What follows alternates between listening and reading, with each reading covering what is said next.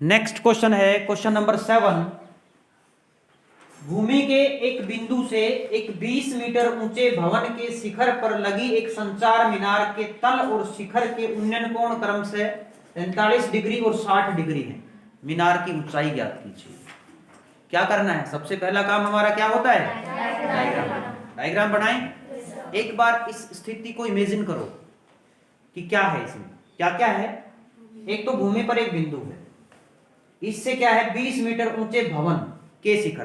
तो एक तो भवन का शिखर है, भवन के शिखर पर लगी, भवन का शिखर पर क्या लग रहा है? केवल भवन भवन नहीं है, भवन के शिखर पर लगी एक संचार मीनार। संचार मीनार का मतलब कोई भी टावर है, नहीं लग जाता टावर अपने घरों पे, तो छत पे भवन के ऊपर टावर है। समझ में आ गया? आप दो चीजें होगी, एक तो भवन है और भवन के ऊपर क्या है? एक संचार मीनार है। समझ में आया? तो डायग्राम बनाएं। तो मैं मान लेता हूं कि ये तो होगी जमीन, ठीक है। ये मैंने क्या ले लिया? भवन। भवन ले लिया मैंने P से लेके Q तक, यहां तक ये भवन ले लिया। भवन की ऊंचाई कितनी है? 20 मीटर। तो ये तो 20 हो गया यहां से यहां तक। तो समझ में आ गया? ये 20 मीटर हो गया। इसके ऊपर क्या लगी हुई है? टावर, संचार मीनार। एक संचार मीनार लगा लेते हैं, लगाओ संचार मीनार। हो गया। इसको नाम क्या दे देता हूं? R दे दूं, ठीक है भाई। अब देखो क्या दिया हुआ है, उन्नयन कोण है या अवनमन कोण? उन्नयन है तो इसका मतलब नीचे से ऊपर। समझ में आ गया? कहां से है उन्नयन कोण? भूमि के एक बिंदु से। तो भूमि का बिंदु मैं मान लेता हूं यहां पे, इसको A नाम दे दूं। भूमि का बिंदु मैंने नाम दे दिया A। भूमि के बिंदु से उन्नयन कोण है, कहां कहां का उन्नयन कोण है? ध्यान से देखो, भवन के शिखर पर लगी संचार मीनार के तल और शिखर। संचार मीनार के तल और शिखर। तो संचार मीनार कौन सी है? ये तो है संचार मीनार, ये तो मीनार है हमारी, और ये हमारा भवन है। समझ में आ गया? यहां से लेके यहां तक तो भवन है, और यहां से लेके यहां तक हमारी क्या है? ध्यान रहेगा? अब क्या है, ये भूमि पे बिंदु ले लिया हमने। भूमि के बिंदु से मीनार का तल और शिखर का उन्नयन कोण है। मीनार कौन सी है? ये क्या हुआ? इसका तल कौन सा है? क्या? तो इस बिंदु से Q का उन्नयन कोण और दूसरा R का उन्नयन कोण दिया हुआ है। बड़ा कौन सा होगा, R वाला या Q वाला? समझ में आ गया कि नहीं? तो एक बार डायग्राम बनाओ, नीचे से ऊपर। ऐसे मैंने वैसे ऊपर से नीचे से ले लाया हूं, डायरेक्ट सीधी लाइन आ जाए, नीचे से ऊपर लाना आपके पास, आपको स्केल से करना है, ठीक है। स्केल से साफ सुथरा डायग्राम होना चाहिए, ठीक है।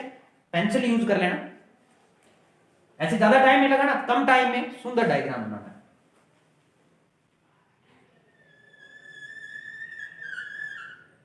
ठीक है भाई। ये तो कितना कोण था हमारा? 45। ये तो छोटा हो जाएगा और इसको मैं पूरा बड़ा मान लेता हूं। ये कितना? ठीक है।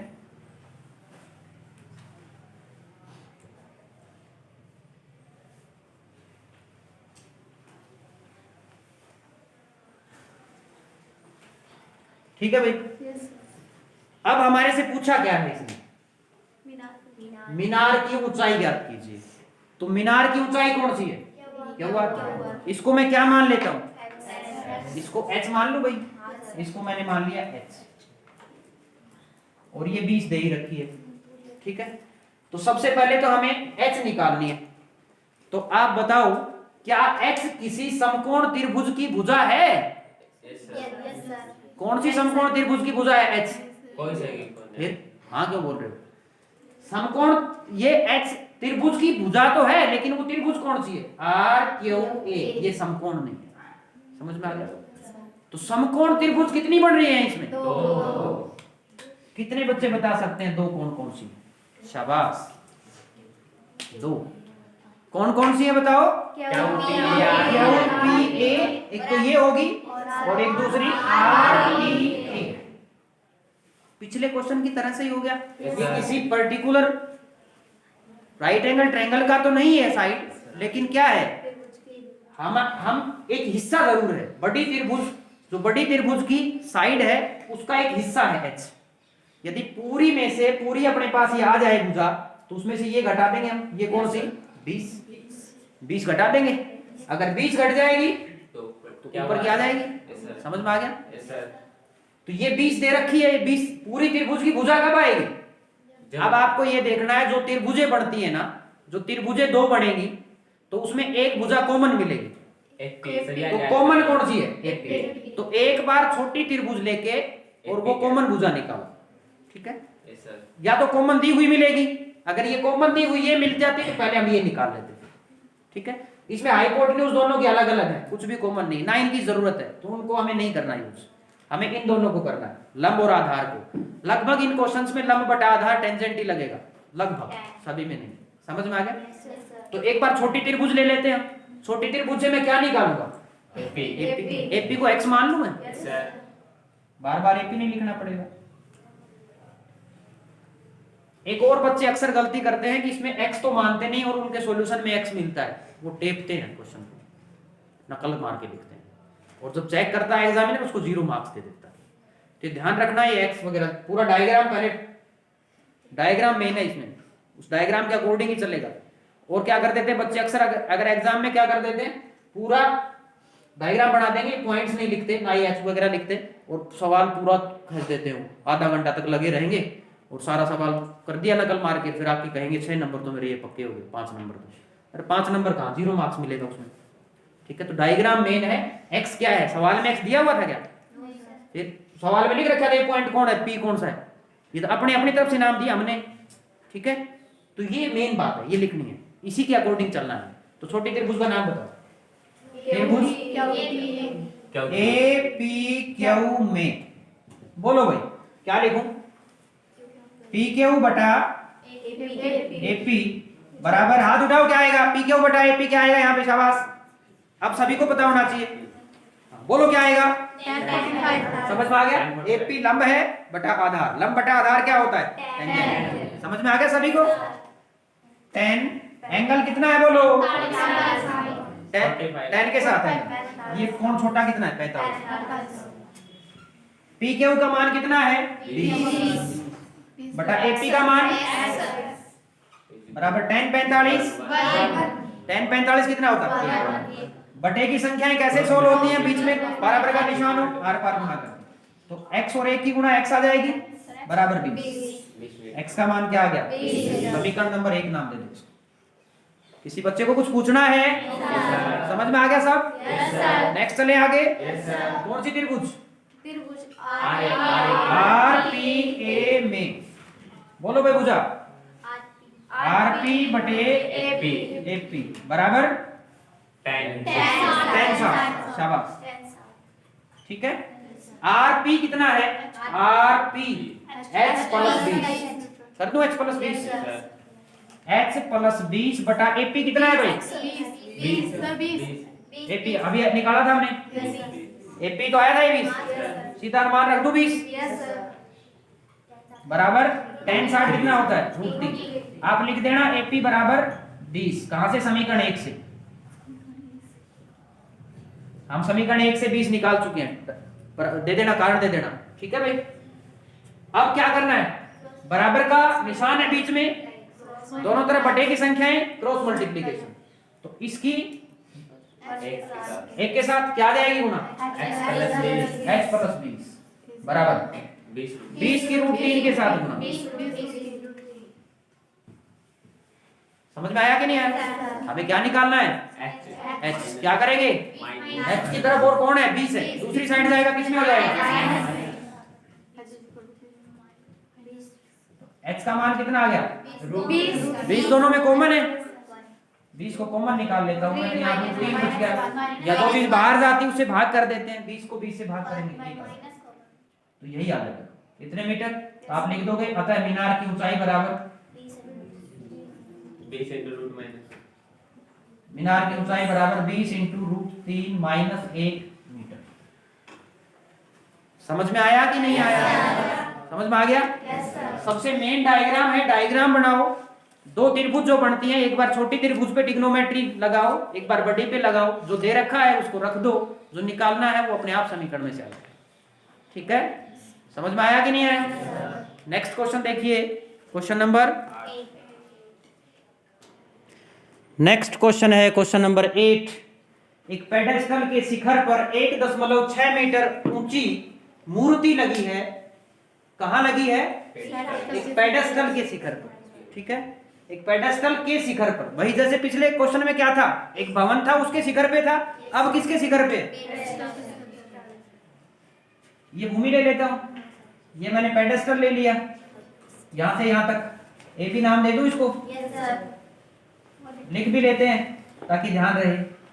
ये पेडेस्टल है, पेडेस्टल के शिखर पर मूर्ति लगी है, मूर्ति लगी है। इस मूर्ति को मैंने नाम दे दिया AC। ये मूर्ति है,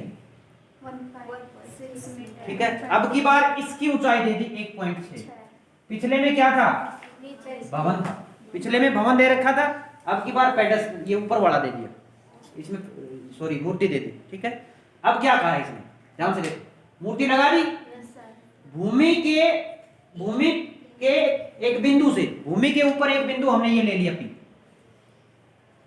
ठीक है भाई, मूर्ति के शिखर का उन्नयन कोण 60 डिग्री है। मूर्ति कहां है? ये, इसका शिखर कहां है? C पे। इसका उन्नयन कोण नीचे से ऊपर। ठीक है भाई,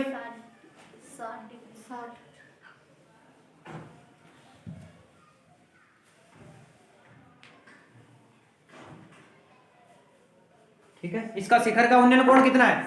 60 डिग्री। ये पूरा कोण कितना दे दिया? 60। ठीक है भाई, आगे क्या कहा है? उसी बिंदु से, इसी बिंदु से पेडेस्टल के शिखर का, पेडेस्टल ये है, इसका शिखर क्या है? इसका उन्नयन कोण कितना है?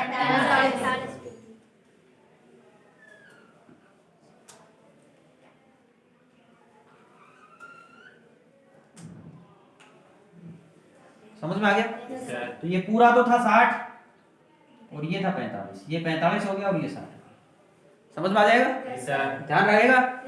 अब पूछा क्या है हमारे से, देखो क्या पूछ लिया? पेडेस्टल की ऊंचाई, पेडेस्टल ये है, इसकी ऊंचाई मैं क्या मान लेता हूं? समझ में आया कि नहीं आया?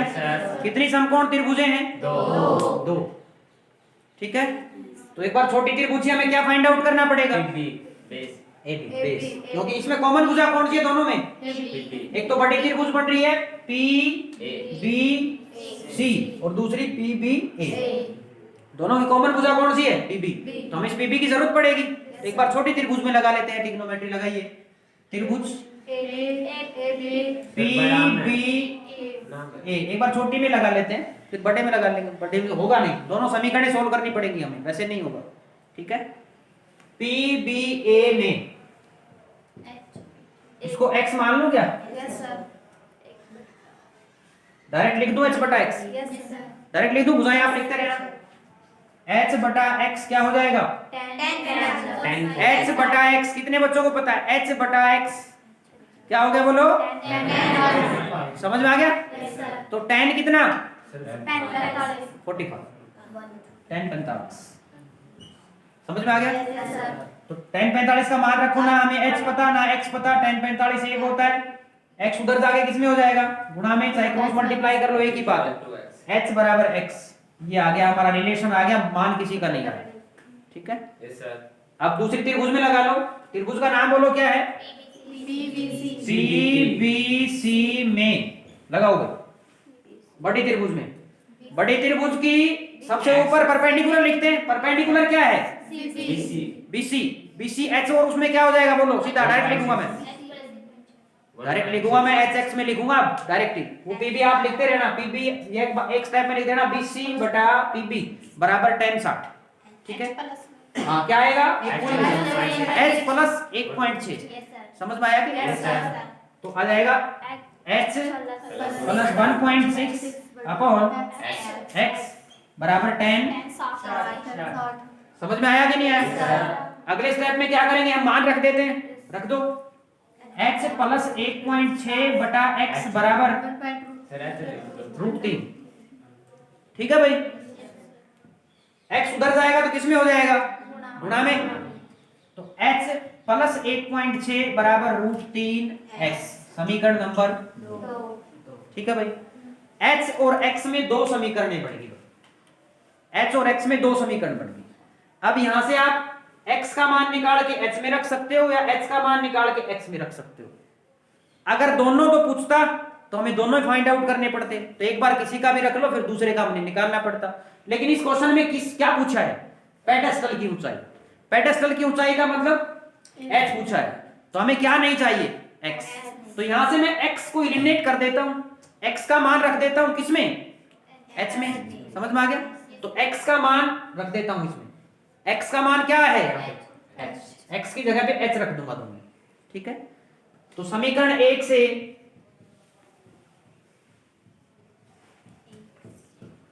x का मान समीकरण 2 में रखने पर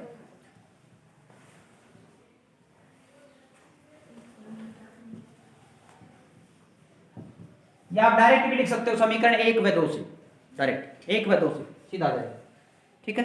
तो हमें किसका मान रखना है यहाँ पे, जिसको एलिमिनेट करना है? x का। जब तक x दिखाई नहीं देता तब तक एज इट इज लिखते जाओ, h प्लस 1.6, फिर बराबर का निशान है, बराबर का निशान, फिर √3 है, x आ गया। x का मान कितना था? h। तो इसकी जगह क्या लिख देता हूं? समझ में आ गया? हमें क्या निकालना है? h। समीकरण को कैसे सोल्व करते हैं? h को एक तरफ करो, बिना h को एक तरफ करो, तो इस h को मैं उधर ले जाऊं, इधर बचेगा 1.6 बराबर √3 h minus h। This implies 1.6 is equal to, दोनों में से h कॉमन ले लूं, कितना बच गया? √3 माइनस 1। यहां से √3 रह गया, यहां से h बाहर चला गया तो 1 बचेगा। जो चीज बाहर चलेगी कुछ नहीं बचता, 1 आएगा, ठीक है। यानी भाग करते हैं हम इससे। ये बात समझ में आई कि नहीं आई? क्यों आएगा 1? कुछ नहीं बचता तो इसका मतलब 0 आना चाहिए। अरे हम गुणा में कर रहे हैं, जो चीज कॉमन लेते हैं तो इसको h गुणा 1 कर सकते हैं, h कॉमन चला गया तो 1 बच गया। या दूसरे शब्दों में जो चीज कॉमन लेते हैं उसको उसी से भाग कर, जो कॉमन लेते हैं उससे भाग कर, ऐसे कम ऐसे ही आएगा। समझ में आ गया कि नहीं आया? आगे चलो। अब हमें h का मान निकालना है, तो h को छोड़ के बाकी सब कुछ दूसरी साइड जाएगा, तो ये √3 माइनस 1 किस में आएगा? ये एक तो माइनस में था, इधर प्लस में नहीं आना चाहिए क्या? क्यों? क्योंकि h के साथ किस में है? ये मल्टीप्लिकेशन। तो √3 बटा √3 माइनस 1 आ गया, यानी h का मान ये आ गया अपने पास, ठीक है। तो h आ गया अपना 1.6 अपॉन √3 माइनस 1। नीचे हमें रूट नहीं छोड़ना, तो क्या करेंगे? रेशनलाइजेशन, हर का परिमेयकरण। कैसे करते हैं? बीच का निशान बदल के ऊपर नीचे गुना। बीच का निशान माइनस था, प्लस कर दो, ऊपर नीचे गुना कर दो। √3 प्लस 1 बटे में √3 प्लस 1। नीचे a minus B into A plus B का फॉर्मूला लग जाएगा। क्या होता है? a square minus B square plus 1.6 into √3 plus 1 upon √3 का स्क्वायर करेंगे तो कितना आ जाएगा? 3 माइनस 1 का स्क्वायर करेंगे तो कितना आ जाएगा? 1। और ये कितना आ गया? 1.6 अपॉन 2 इंटू √3 प्लस 1, ठीक है। तो ये कट जाएगा, 2 से 16 को भाग करो, कितने पे जाएगा? 8 पे। एक अंक छोड़ के दशमलव लगा दो, एक अंक छोड़ के दशमलव लगा दो, दशमलव लगाएंगे तो कितना आ जाएगा? 0.8 इंटू √3 प्लस 1, ठीक है। इतना मीटर। ये क्या आया अपना? अपना आया था x 0.8 इंटू √3 प्लस 1। यही निकालना था। समझ में आया कि नहीं आया? किसी बच्चे को कुछ पूछना है इसमें? आज के लिए इतना ही। Thank you.